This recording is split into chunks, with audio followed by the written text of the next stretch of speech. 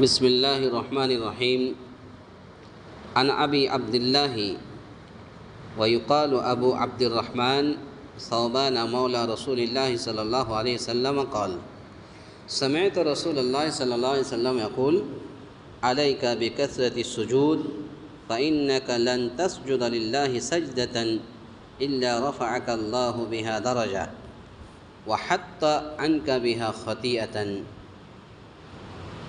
رواہ مسلم۔ حضرت ابو عبداللہ اور کہا جاتا ہے ابو عبد الرحمن، ثوبان رسول اللہ صلی اللہ علیہ وسلم کے آزاد کردہ غلام سے روایت کرتے ہیں۔ آزاد کردہ غلام سے روایت ہے کہ میں نے رسول اللہ صلی اللہ علیہ وسلم کو فرماتے ہوئے سنا ہے، فرماتے تھے کہ ثوبان تم کثرت سجود کو لازم پکڑ لو، اس لیے کہ تم جو بھی سجدہ کرو گے تو اللہ تعالیٰ اس کے ذریعے سے تمہارا ایک درجہ بلند کرے گا اور تمہارا ایک گناہ اس کی وجہ سے معاف کر دے گا۔ اس حدیث کو امام مسلم رحمۃ اللہ علیہ نے اپنی حدیث کے اندر صحیح مسلم کے اندر نقل کیا ہے۔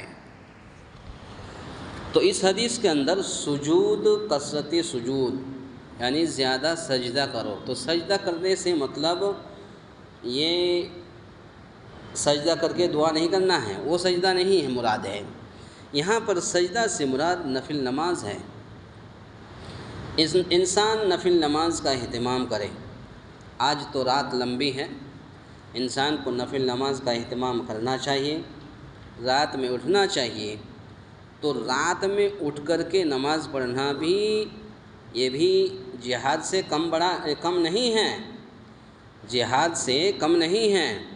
تو رات میں گرم گرم بستر کو چھوڑ کر کے اٹھنا، وضو کرنا اور اللہ کا ڈر اور خوف پیدا کر کے اللہ کے ڈر کے لیے نفل نماز کا اہتمام کرنا، یہ بہت بڑی بات ہے، یہ بہت بڑی بات ہے۔ اس سے پہلے حدیث گزر چکی ہے کہ اللہ کے نبی صلی اللہ علیہ وسلم یہ نفل نماز کا اہتمام اتنا لمبا قیام کرتے تھے کہ آپ کے پیر میں ورم آ جاتا تھا، آپ کے پیر پھول جاتے تھے، پھر بھی آپ صلی اللہ علیہ وسلم نفل نمازوں کا اہتمام کرتے تھے اور لمبی نماز پڑھتے تھے۔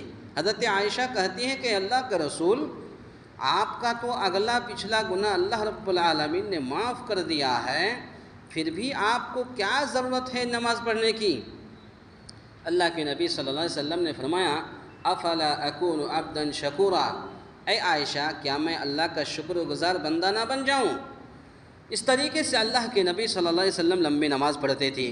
تو گویا کہ اگر کوئی شخص 5 وقت کی نماز کے ساتھ ساتھ نفل نماز کا زیادہ سے زیادہ اہتمام کرے تو نفل نماز کا اہتمام کرنے سے فائدہ یہ ہوگا کہ اللہ تعالیٰ اس کے ایک درجہ کو بلند کر دے گا اور ایک گناہ کو اس کی وجہ سے، نفل نماز زیادہ پڑھنے کی وجہ سے اللہ معاف کر دے گا۔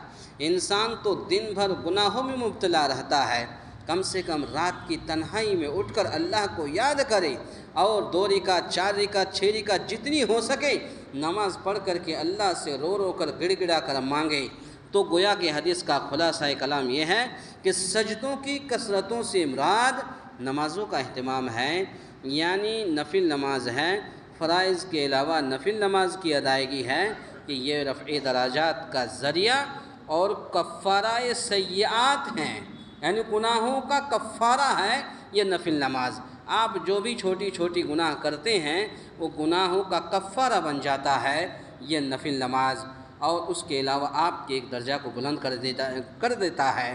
تو گویا کہ اس بات کی ضرورت ہے کہ نفل نماز کا اہتمام ضرور سے ضرور کرنی چاہیے، اس سے اللہ تعالیٰ ایک درجہ بلند کر دے گا اور ایک گناہ کو اس کی وجہ سے اللہ معاف کر دے گا۔ اللہ تعالیٰ سے دعا ہے یا الہ العالمین ہم تمام مسلمانوں کو کہنے سننے سے زیادہ نیک عمل کرنے کی توفیق عطا فرمائے۔